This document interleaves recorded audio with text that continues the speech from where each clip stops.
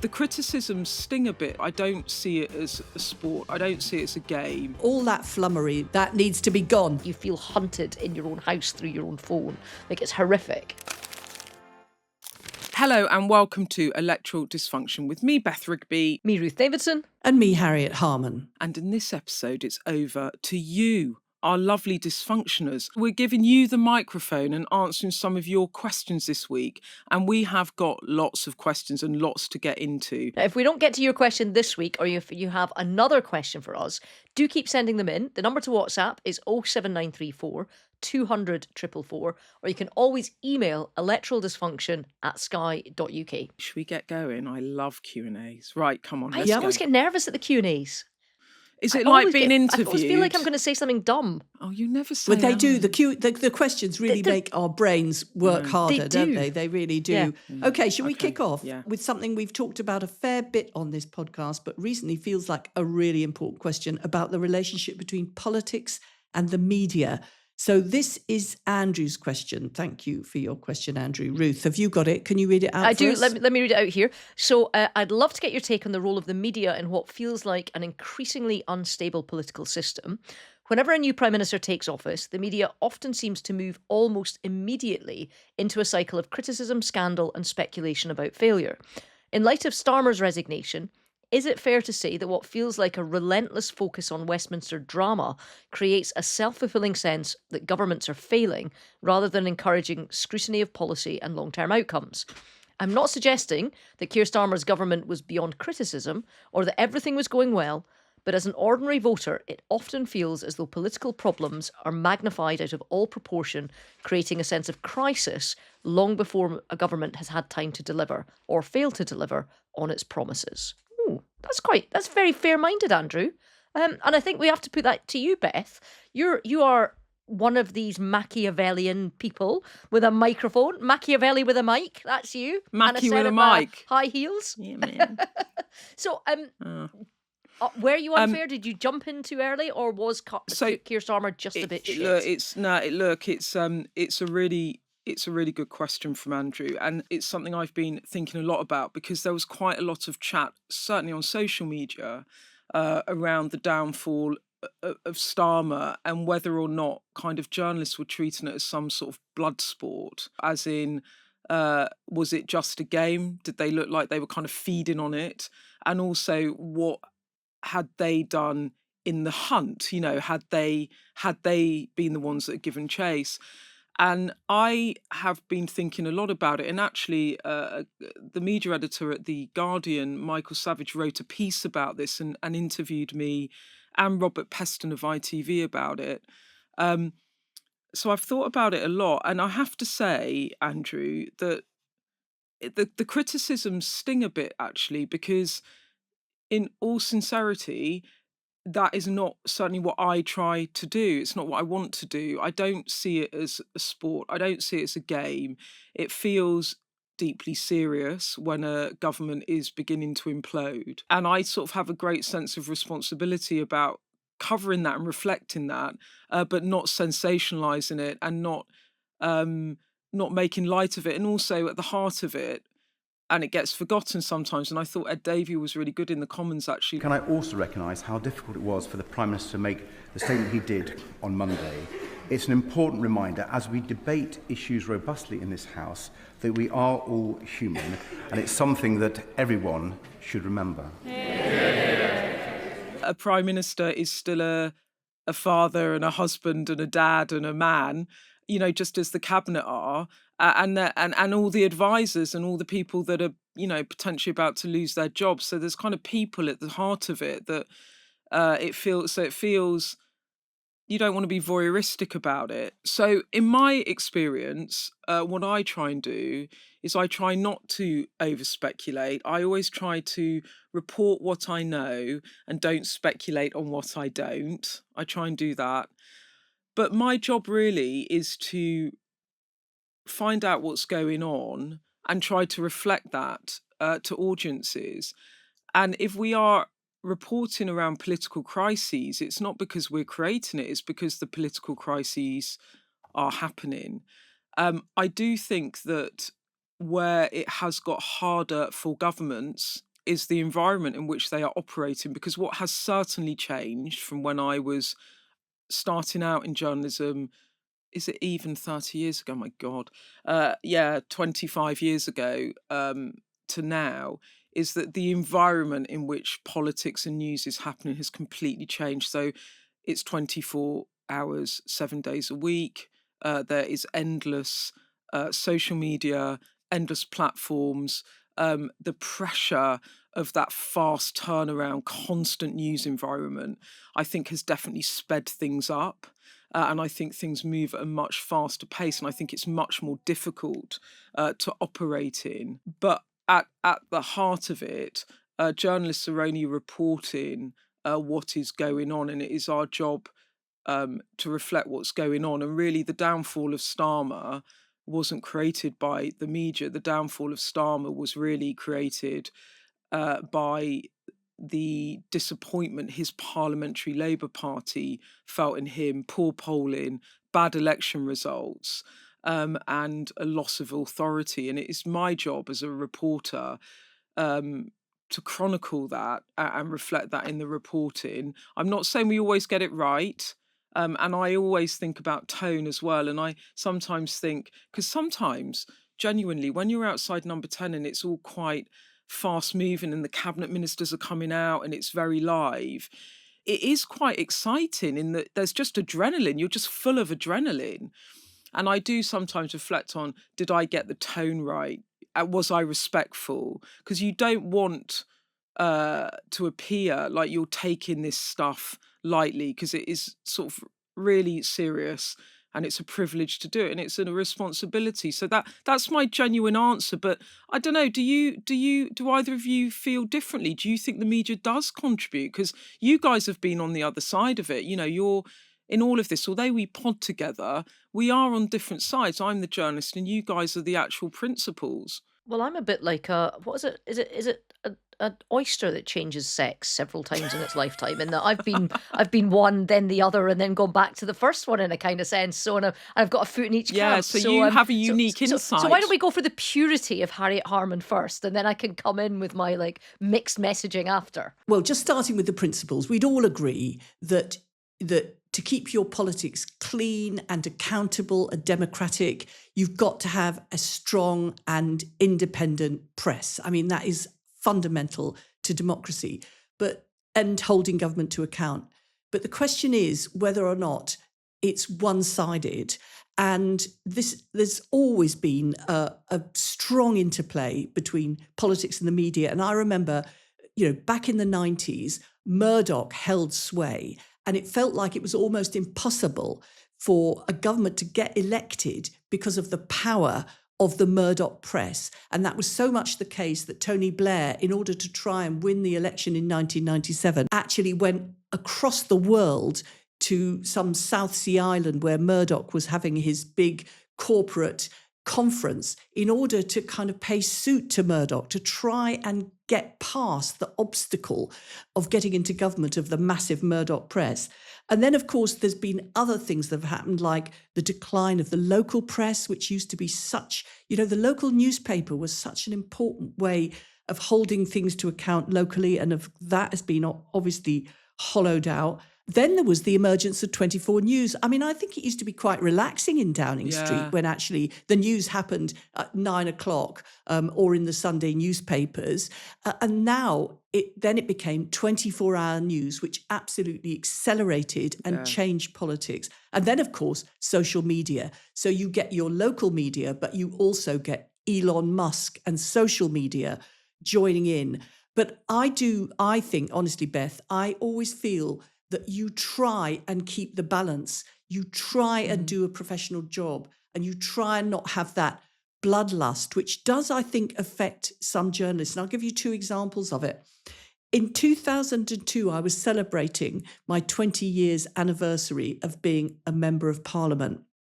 And there was loads of journalists there. Really, everybody from the lobby was there.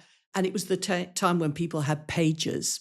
And suddenly a message came through that Estelle Morris was going to resign, and the kind of thrill and excitement and the bloodlust that was in the air. I mean, everybody evacuated, all the political lobby journalists evacuated out of my party, but there was a kind of excitement and a glow on their faces. Estelle Morris was a good woman. She was an excellent Secretary of State for Education. She'd felt things had gone wrong for her, but there was no need for that fizz of glee. And I felt that was ugly. And in relation to me, when I was having one of my many periods of difficulties with the media, when I was a Secretary of State, somebody reported to me that they were all wearing badges in the lobby. All the journalists were wearing badges, ironic badges, saying, "Save Harriet Harman," meaning I was for the chop. And they were making a huge joke of it. And there was that bloodlust. But the difficulty is what you do about it. And I've been quite interested that one of the complaints that's been about the press is they do terrible invasion of personal privacy of ordinary people and make their lives a misery if they've been subjected to a crime or got involved in a road accident, or they're just an ordinary member of the public that something awful happens to, and then the press massively invade their privacy. And I'd be quite interested that Hugh Grant, who's the actor, but who was very involved in starting Hacked Off, which wanted press regulation, has got a good, close relationship with Andy Burnham. And it'll be interesting to see whether or not the idea of regulation of the press, whether by statute or by royal charter, is raised again with Andy Burnham as Prime Minister, because that is about protecting individuals whose lives are turned upside down, ordinary private individuals whose lives are turned upside down by the media intrusion. That's Leveson too, isn't it? It is. I mean, sorry, Lord Leveson did a report into press intrusion, basically, and better regulation after the phone hacking scandal and all the rest of it. Yes, exactly. Better regulation of the press. McCann family. And it has not, that the conclusions of that have not been properly fully implemented. And, there's been lots of talk that the reason it hasn't been fully implemented is because successive governments haven't actually wanted to take on the press because of all the things that you've just said, Harriet, about the importance of media support for governments. So Cameron was promised that he would do it. He promised the McCann family, whose lives were absolutely turned upside down after the dreadful abduction of their daughter. Their lives were turned upside down by the press. And David Cameron promised that he would do some press regulation. And we did work on it together on a cross-party basis. But then he dropped it. I just think he felt the pressure, the jeopardy of doing something the press didn't want him to do was too much. And therefore it's been in abeyance for quite a long time. But now it's raised as an issue again. Well, as a postscript, we had a bit of a constitutional crisis over the Leveson report because there was all this stuff that was happening down in Westminster. And like you say, Harriet, there was like cross-party working on it, and it was all being set up to be this committee that was going to regulate for the press. And obviously newspapers operate all across the United Kingdom. And then somebody went, but wait a minute, the whole setup of the Scotland Act is that which is not specifically reserved is devolved, and press regulation was not in the original Scotland Act as something that was reserved because nobody thought that it was ever really going to be a topic or an issue. So suddenly we had to do it ourselves, and we had to have all these cross-party meetings for all the leaders in Scotland. It was in Alex Salmond's time, so it was quite a while ago now. And we all had to kind of sit in a room and decide what we were going to do, despite the fact that it's one of those ones that crosses borders. You can't have a separate Scotland room, even though there's Scotland editions of all the newspapers, and it was mostly to do with the press rather than the broadcast media. But so we're all sitting around going, bloody hell, what are we going to do about this? And as it happened, my chief spinner at the time had been the editor of the Scotsman newspaper and went on to be the head of the organisation of editors in Scotland. So I had somebody in my corner that could tell me all about it. But it's kind of interesting. Like I say, I have been both a journalist and a politician.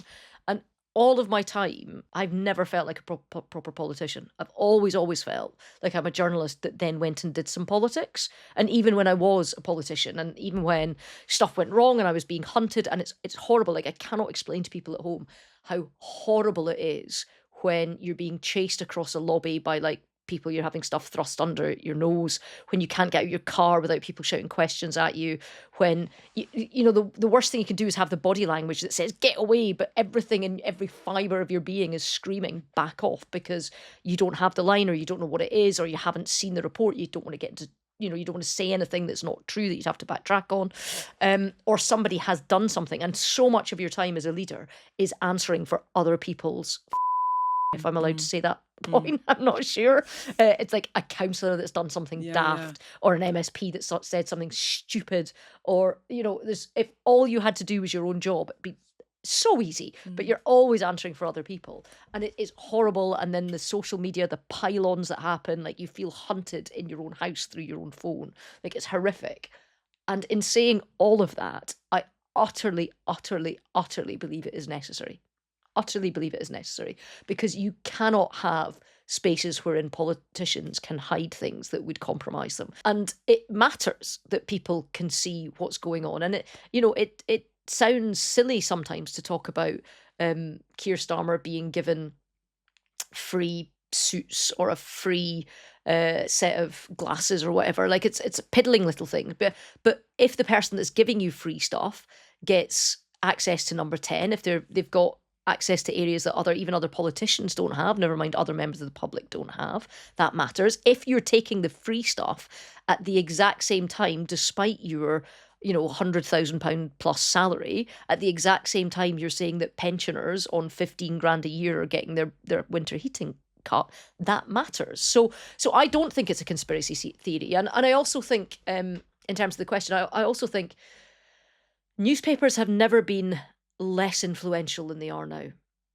Like the worries that I used to have, when did I take over? 2011, so 15 years ago, the worries that I used to have waiting for a particular columnist to come out in a particular newspaper that was read by a lot of Conservative voters, that I would worry about each week and how did I do in that particular column at the start, even by the end, and I was only leader for 7-8 years, you know, even by the end I was much less worried about it, because it just didn't carry the weight that it had, and certainly not now. And the other thing as well is, if we're talking particularly about Keir Starmer's downfall, I don't think, as somebody observing him from the other side, that he got a particularly hard time when he came into office. He certainly got through an election campaign with almost no scrutiny whatsoever. To me, as a Tory, I thought he got, you know, there was everything was accepted, even things like talking about the £22 billion black hole left by the Tories.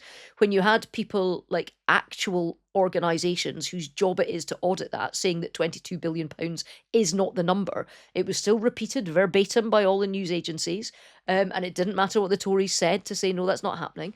You have a responsibility. Feed the beast.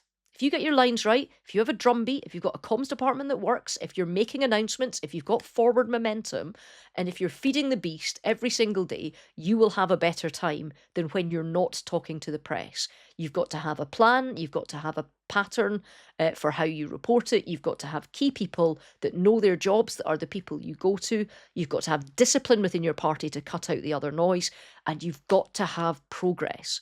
Progress wipes everything else out. Forward momentum, the press has nowhere else to go. Lose that, that's when you struggle. But I think, Beth, you know, you're a broadcaster, and as such, you're in a regulated environment. You know, you have to have a sense of balance, and that's by statute, and it's regulated by Ofcom, although there's been a lot of criticisms that GB News has not been properly regulated, but you're in a regulated environment. Social media, as Ruth says, is the new frontier that is massively important in politics, and the regulation of that is still very much contested. But the news media, the newspapers, are still influential in that they're part of the lobby. They have their own online delivery. So it's not that people buy hard copies anymore, but they still are influential. And it's that balance between being relentlessly scrutinizing, which is absolutely necessary. Nobody wants MPs and government ministers to be standing on a pedestal and just respected all the time and not scrutinized. But there does, I think, have to somewhere be a balance. And that really lies with Ofcom. And we'll see whether or not, in terms of protecting individuals who are not in the public eye from massive invasions of privacy by the media. We'll have to see whether or not Andy Burnham does make a move on that in the direction of Hacked Off. Well, following on from that, we've had 2 questions from our members forum over on Sky News Insider, also loosely about the role of the media. They've come from a chat sparked by a picture of you and your team on the Prime Minister's plane, Beth. So first we have a question from Susie, who says, that plane doesn't seem very full. How many journalists and broadcasters from the UK actually go to these events? Yeah, so Susie, that is a good question. So these planes, this is a special government plane, and they do get full in that. There's a few things going on. So the journalists, we all sit at the back in economy. Sometimes if it's a long flight, I get to sit in business not because I'm spoiled, although I am quite spoiled, but often we hit the ground and we start broadcasting pretty immediately, and they do need a fresh Beth to do PM rounds and not be too tired and grumpy. And if you speak to my team, they will always tell you that I'm never tired and grumpy on trips. But I'm sure you're a delight, Beth. I'm absolute dream on a trip. The trips are brutal actually, because look, I'm not complaining. It's a privilege to do it. But, just the G7, you had a 6 a.m. start, 5 a.m. start, 6 a.m. start, and you're finishing at 10 p.m. that night. So they're just full on. But they're fascinating to go on. But on the plane, so what you have is the Prime Minister goes out and then he takes his team and they all sit. So sort of most of the plane is set up in business class so that people can work and sleep, etc. And then the journalists go at the back. The plane is typically pretty full, but it gets more full on the way back, or it gets fuller on the way back, because what happens is all of the outriders, so all of the people from number 10 that go to prep the trip and they sort out the locations and they do the logistics and they get it all ready for when the Prime Minister and his team land, they all then come back on the plane. So actually, the plane is typically full. And in terms of how many journalists and broadcasters go, basically the number 10 team will put out an op note. It's called an operational note to the lobby, which are the journalists that work in Westminster and they're lobby accredited journalists. And typically each newspaper will send a correspondent or their political editor if it's a big enough trip. And then the broadcasters will typically send a reporter, a cameraman and a producer. Do they charge you? How does the money work? They charge you. They charge you to go on the plane, and we kind of subsidise the trip, right? So actually, the broadcasters help subsidise the plane and the trip, and that's kind of the deal. And it's not a government plane, as in owned by the government or RAF, is it? It's chartered, isn't it? Right. Okay. These are good. These are questions. So Harriet, this is really interesting because it is a government plane and it is typically an RAF plane. And then actually the personnel on the plane are actually RAF staff. So it is an RAF plane. Occasionally, if the Prime Minister takes a business delegation, they have chartered a flight. So when we went to China, we actually flew on a BA flight. Because he took a big business delegation. That plane was really empty because the business leaders obviously all went in the business class seats, and then the lobby were kind of in the back. To be honest, I was in a business class seat. I'm not going to sort of pretend I wasn't, because someone will just call me out on that. But most of the lobby, and actually some of the people going that worked in the public sector, so bosses of charities, etc., they were in economy, but they all had like 8 seats, because it was pretty empty. So that is how it works. But there is a bigger plane. There is a bigger plane that sometimes used, but I think sometimes the Royals use that plane as well. Or sometimes it's been used for RAF purposes. So that is how it works. So there's a follow-up question that was in this forum chat as well, which came from Sean, and it says he wanted to know whether Starmer had a go-to meal on the plane, and he says he seems like a plain cheese sandwich sort of a man. And it reminded me of something that I got into trouble for. So years and years ago, about 6-7 years ago, I used to do a radio show on a Sunday night and I interviewed some people.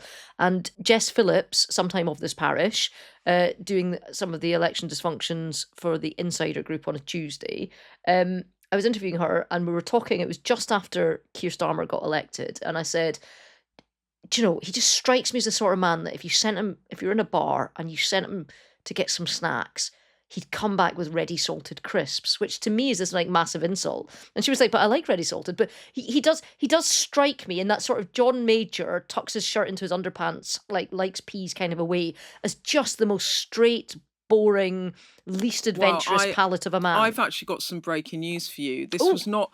So when we went to the trip to the G7, a couple of YouTubers came in the lobby. So they were invited by Number 10 and they did sort of different types of content, I would say, around the Prime Minister. And one of them asked the Prime Minister what his favourite flavour of crisps was. So I know the answer. I want you both to guess. I mean, I'm guessing ready salted. Mm-hmm. Harriet? Prawn cocktail? Oh, I You're like prawn closer. cocktail. This is so wild. This has blown my mind. What's the answer? Put us out of our misery. Worcestershire sauce. Oh, wow, that's old school. That is I don't wild. get that much now. I think, honestly, Yeah, I Sean know. is not going to have to wait long for the answer to his question, because we know that Andy Burnham is going to be holding the camera and doing a little video of himself eating on a plane. So we'll know what sort of kimchi he has. I think Andy Burnham's crisps and gravy. favourite flavour. Yeah, gravy flavour. It'll be kimchi.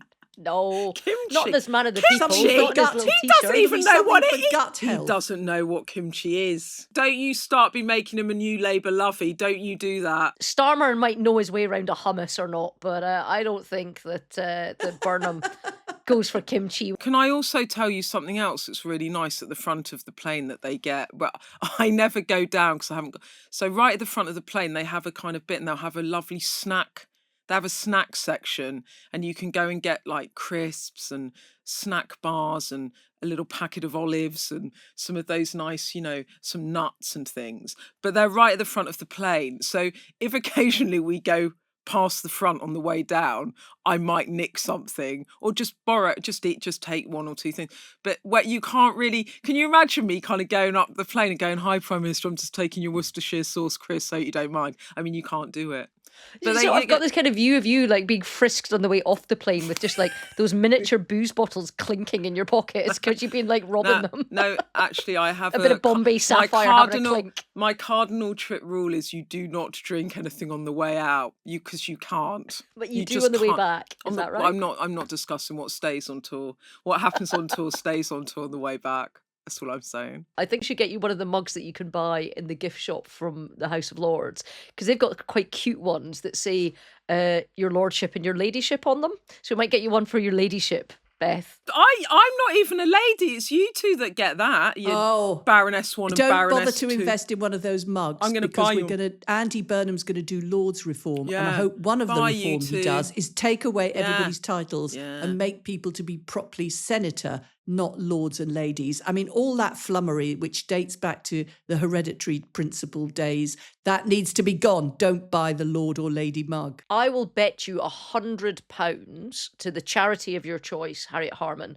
that Andy Burnham will go nowhere near substantial Lord's reform at his time as Prime Minister, because it takes up too much time and the public don't care enough about it. He might change names, but there is no way that he's substantially changing the second chamber, because it is a vortex of a black hole. And I support Lord's reform. I would have it as a democratic chamber. He will go nowhere near it. Before you two start getting all heavy on our crisp discussion, it's like, well, stop it.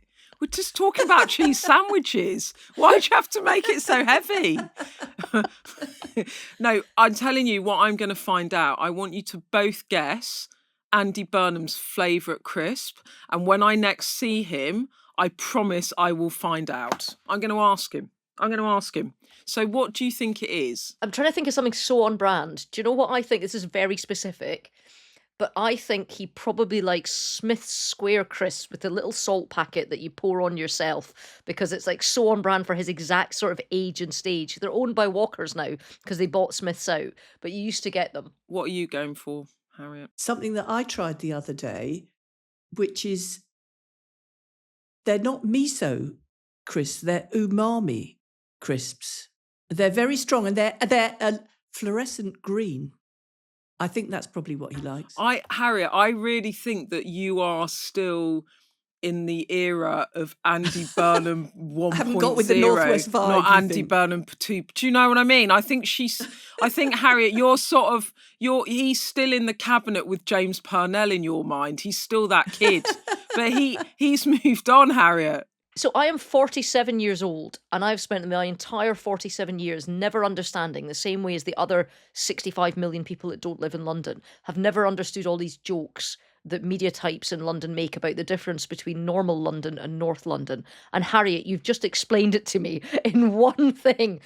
I take it you're from North London, right? No, I'm from North London. Actually, Harriet's I'm from South London, but perhaps I'm a spiritual North But the thing Londoner is also, in terms of my crisp choice. Harriet, the bit of South London you live in is actually a really fancier bit of North London. It's like North London on steroids, but in South London, I think. No? Well, actually, the heart of coolness now is Peckham, my former constituency, now represented Andy by Burnham rising used to star live there. Miata Fanbula. Yeah, yes. And the thing about North London, because I can say this because I actually literally live in the epicentre of North London, is that the thing about North London is a lot of Labour politicians live in North London, and there's kind of a North London, I think there's a dinner set that I'm not included in, where all the North London sort of intelligentsia, isn't it? It's like the North London... Is it like a salon? Did they go to... Yeah. Is it like I think they just go and salons? Have dinner parties and sort of stroke their chins and have big thoughts, wring their hands. But I'm not really, although I live in North London, I feel I am not of North London. Well, it's going to be the number 10 of the North now, and everybody's going to be getting together in the Northwest, and a good thing too. Given that my mother was from Orrell, have I mentioned that? And that in the Makerfield constituency, and I love Northern Soul, I have told Number 10 North that although I was born in the South and raised in the South, I am technically a Northerner. So I'm just trying, Like people are really starting to do that. Yeah. There's a real thing of people discovering relatives, long lost relatives who used to live in Manchester, but the really premium ones are the ones where they can discover a long-lost relative who actually used to live in Makerfield. Yeah, like and I've actually heard Labour me. MPs actually saying that. I mean, it was my mother, though. She's not a long-lost relative. The next question is for you, Ruth, and it's from Mersey in Edinburgh, who says, I'm going to read it, stand by. Andy Burnham is likely to pull the Labour Party more towards the left. With this shift left and with reform on the right, do you think this opens up more of the centre ground for Kemi and the Conservatives? If you were advising Kemi, what would you say her optimal next move should be? Well, I mean, I'm very glad that you're asking me this, Mersey, because it allows me to do a free advert. Did you actually, did you write that question and pretend your name's Mersey? Did you? I didn't.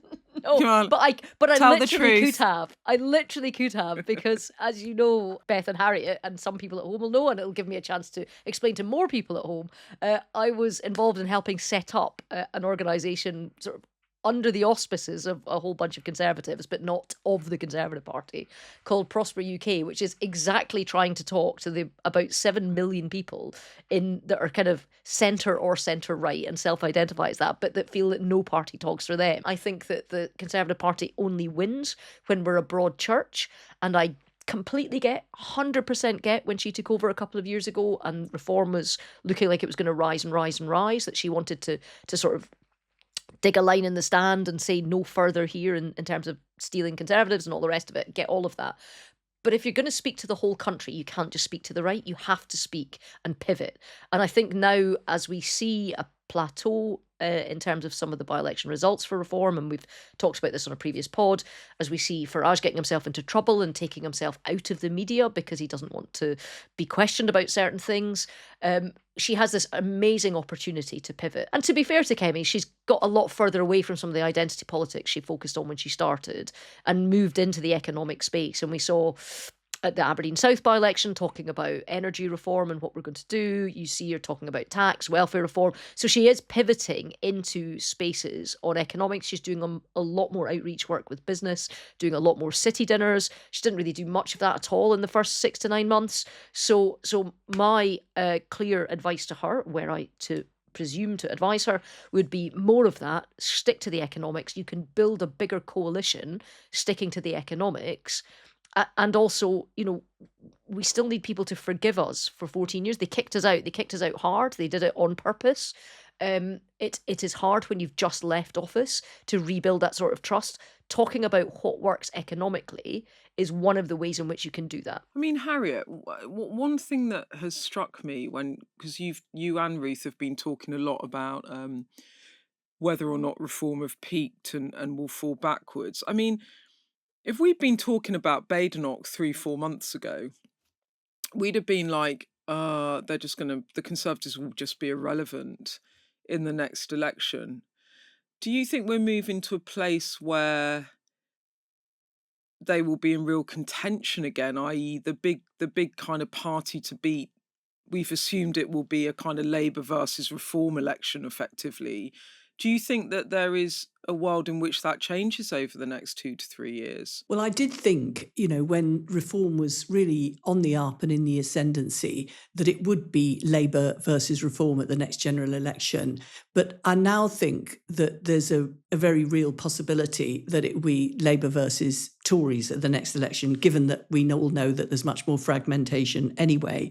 But I think that what Ruth has said about the Tories in the centre ground and the Tories focusing on the economy is absolutely right. And also that the public are not yet ready to back the Tories again. So I think the right of the spectrum is likely to remain split for a while. But I think she can't and wouldn't want to and shouldn't want to out-reform. So she's got to do the detailed, dedicated work that actually Ruth has outlined. So I definitely think she should be listening to the advice that Ruth is generously proffering her, and that would be better for the Tory party, better for the country as well. We definitely want the opposition to be the Tory party, not Reform, and I think that's increasingly likely to be the case. But Ruth, I mean, is she listening? I mean, you really are on this kind of one nation wing of the party. Yeah, I'm dripping wet. Yes, I am happily dripping. Yes, much more centre right. Than on I think the centre part of centre right is as important as the right part of centre right, and I've always been pretty upfront about that. Kemi doesn't though, does she? No, she's not naturally far more to the right than me. I mean, I think it is also true that, I don't think that my part of the party deserves to have the ascendancy in perpetuity. And we had it for quite a long time in Cameron. But Cameron was bright enough, despite being far more central than say, his predecessors in terms of Michael Howard or in terms of Ian Duncan Smith or even William Hague, to understand that you needed some of these voices of the right in the tent and that you could only speak to the whole country if you had that represented, and you could only govern the whole party. And as we are seeing from Keir, actually governing your parliamentary party is important to getting stuff done for the country. So he created important roles for people like Ian Duncan Smith and put their talents to good use in areas and used them, and he had space for them. And I think that the difficulty that you have, particularly when you very quickly leave office, is, and when you're a rump of a party, is that it's an ideological safe zone in the Conservative Party to just go for people of the right. And one of the things that certainly in my lifetime has been true is that the party membership, who elects the leaders and who you speak to and all the rest of it, when we can't win, it prefers ideological purity. So it will go for people that are very much of the right. When you're in the running to become the government, and I'd say this more for our party than the Labour Party, we want power more than purity. We want to be the government. We want to do things. Quite often you get the sense from Labour that, not that they're happy in opposition, but they really care about the ideological purity more than they care about the power. And I would say the Corbyn leadership was one of the examples of that.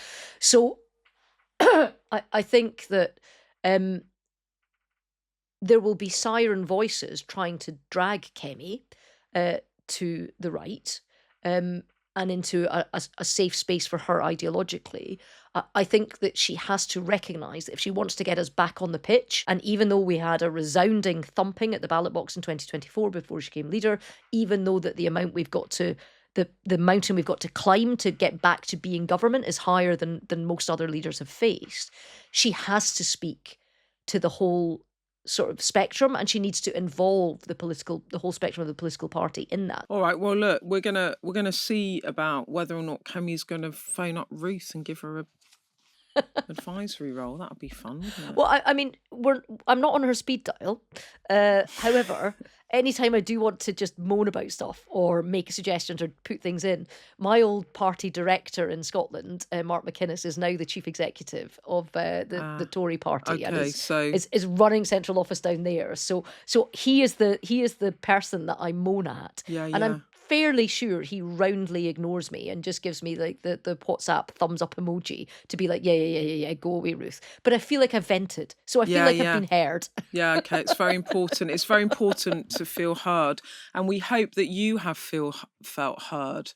Oh, good In this link, Beth. Q&A You're a broadcasting to our professional. Look beloved at you. listeners. I'm on fire today, aren't I? Just on fire. I'm so tired, but all fiery still. But look, that's all we've got time for today, I'm afraid. Well, thanks for your questions. They were great. The burner phone is still in action, so do please send us all your thoughts and questions to 07934 200 444, and you can email us at electoraldysfunction@sky.uk. Goodbye. Goodbye. Goodbye.